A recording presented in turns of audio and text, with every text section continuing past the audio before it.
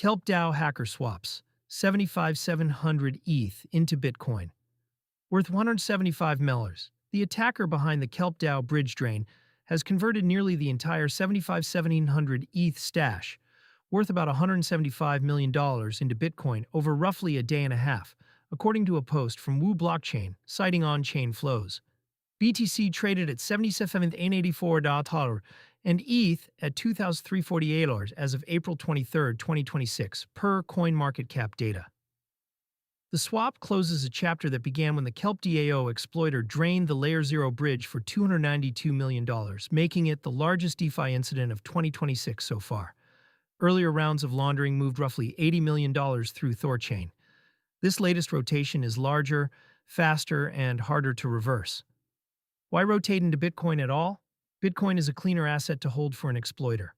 There is no contract-level freeze equivalent to what Arbitrum's Security Council did with 30,066 ETH.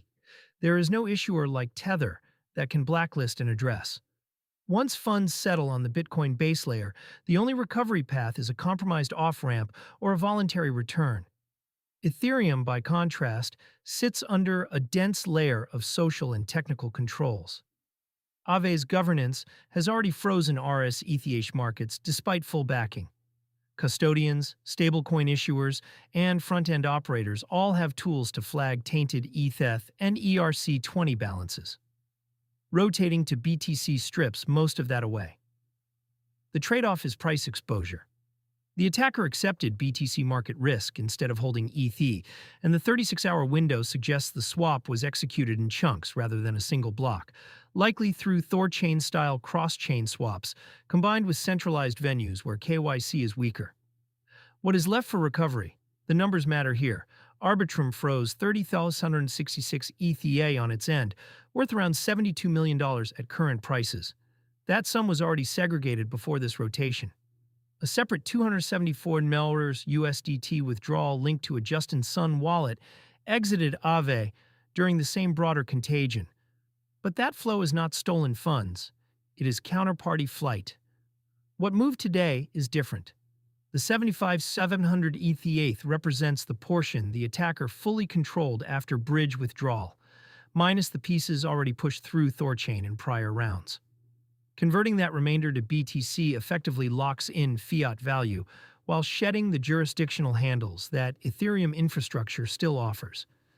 Analytics firms and the Layer 0, KelpDAO, and AAV incident response teams will now be watching BTC deposit addresses across exchanges. Any attempt to cash out through a regulated venue is the most likely choke point. So far, none of the teams involved have confirmed a consolidated list of flagged Bitcoin addresses. The wider DeFi picture, the KelpDAO event, has already reshaped risk pricing across lending protocols.